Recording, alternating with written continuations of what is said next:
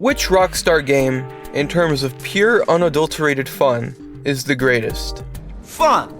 Yes!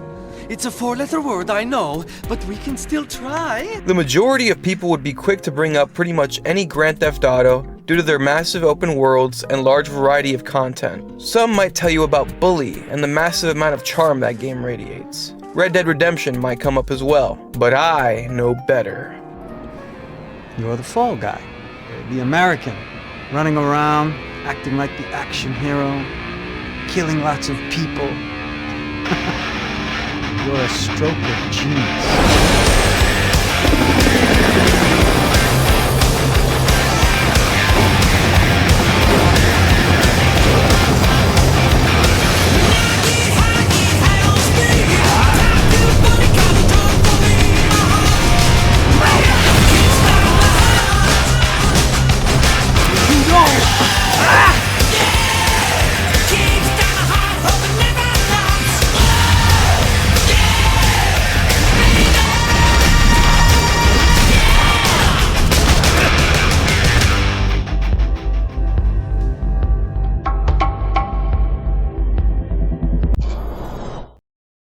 I can't speak for literally every game in existence, but of the games Rockstar's made, Max Payne 3 has the most thrilling and engaging combat. The gunplay in this game is some of the smoothest and most satisfying I've ever encountered. In Max Payne 3, one bullet to the head is all it takes. The important part to note is that while this is true, the difficulty isn't compromised by this decision. And later on, many of your foes will be sporting headgear and body armor.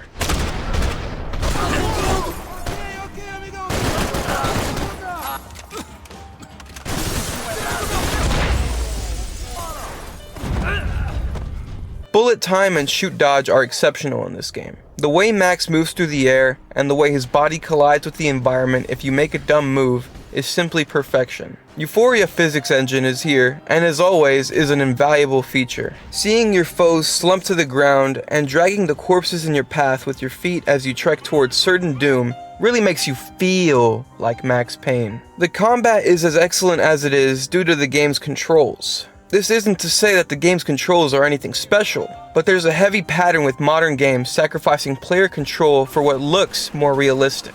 I pointed this out in my Resident Evil 4 remake video. This game strikes a nice balance between heavily slowing down your movements for looks and arcadey movement that feels good but is too robotic. All of these aspects combined provide a solid and exciting gameplay experience that never gets dull, despite how little changes there are throughout the game. This is because the majority of Rockstar games that decide to have these giant open worlds that, while are great, add very little to the core gameplay loop. Max Payne 3, like its predecessors, are completely linear, and while you can't go parachuting, or go on triathlons, and race, kill several flying rats, use RC cars to blow up other cars, etc., this means that they went into the game focusing way more on the shooting and movement, which is why it feels way more fun and engaging to play than, say, GTA 5 or Red Dead 2. The art direction in this game is another one of its selling points. Something as simple as the subtitles look great, and although most of the time they're simply there to highlight parts of Max's snappy dialogue, a lot of the times they actually serve a greater purpose. And it's only after you replay the game that you notice these things. You don't remember me? Pasos. How pasos?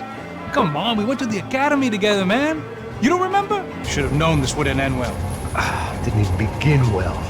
It was hardly a textbook hostage exchange. I guess I must have skipped that class. The original Max Payne games integrated comic book panels to tell the story. Max Payne 3 takes this idea and steps it to the next level. The sound design is another thing worth mentioning. The sound effects for pretty much every little thing is great, which is no surprise coming from Rockstar. The soundtrack is fucking fantastic. Everyone will undoubtedly first think about the airport track, and yeah, it's a great song. But pretty much every track will keep you pumped up for the upcoming or present gun battle.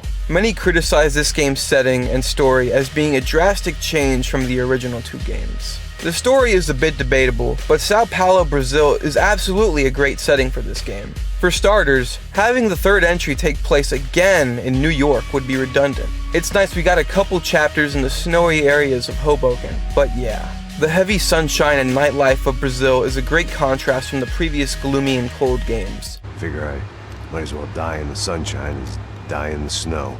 And while the setting is drastically different, Max feels all the same, consumed by alcohol and painkillers as always. The Brazil setting works for another reason, that being the language. Max Payne, and likely the player as well, does not speak Portuguese. You will play through the entirety of the game, hearing many people around you talk Portuguese, and for the most part, you will not get a translation. Not only does this leave you as confused as Max is, but it makes replaying the game an even better experience. In the first chapter, you see both Becker and De Silva, two pretty important characters in the game, but I dismiss them because to me, they're just another guy speaking a language I can't understand, so I don't even think about them. Later on though, we are properly acquainted. Then you go through it all over again, and you realize the signs were all there. You were just too blind to see it. The story is a bit of a departure from the first two games in that it's a lot less personal. The first game has you finding out the mystery behind a designer drug V due to its connection with your wife and baby's murder. The second game has you clashing with a former ally and chasing after Mona Sachs. The third game? Well, these guys really don't have anything to do with you. You're working as a bodyguard in Brazil because, well, you just are, okay? This is a bit of a problem, narrative-wise, but it works out in the end. At first, you're kind of roped into figuring out what's going on for the sake of your job. Then it all goes haywire, and your reason for being in Brazil disappears. But regardless, you stay, to seek the answers behind everything. A lot of the old Remedy Max Payne fans loathe this bald Max, but it's actually quite nice. It's at this point in the game where Max picks himself up by the bootstraps and starts figuring out just what the hell is going on. Is the story a little bit out of place when compared to the original two games? Yes. Is the story well crafted and a worthwhile experience to sit through? Also yes. Alright now, let's talk about the worst aspects of Max Payne 3. Unskippable cutscenes are not very good. Max Payne's story is good, yes, but you know what's even better? The actual game. The gameplay is actually so good, in fact, that when you delay me or prevent me from playing it, I get mad. It's kind of like Mercenaries mode in Resident Evil, where the game puts a literal timer on your fun. The vehicle sections aren't as fun due to your movements being drawn to a halt. The best parts of the combat is sprinting and rolling from object to object, peeking out, taking out several in a flash, and leaping through the air and doing the impossible. This is all taken out of the equation when you're just on a moving platform shooting things. Now this isn't a problem for me personally, but the restricted weapons is something that I've seen be noted as a shortcoming of this game. In Max Payne 3, you are limited to carrying 2 sidearms and a big gun. You also can't throw grenades or Molotov cocktails, although your enemies can. While it isn't realistic of Max to be carrying all these weapons in his back pocket like the other Rockstar titles, we all know realism doesn't equate to fun. Despite this, however, I think this change actually blends with the gameplay quite nicely. You go into cutscenes with your weapons in hand, and dual wielding results in you dropping your two-handed firearm, leaving you to go retrieve it once you've finished business. Funnily enough, that's really all of the problems with this game that immediately come to mind. If the 3 people that watch this can tell me any problems they have with the game, I'd love to know.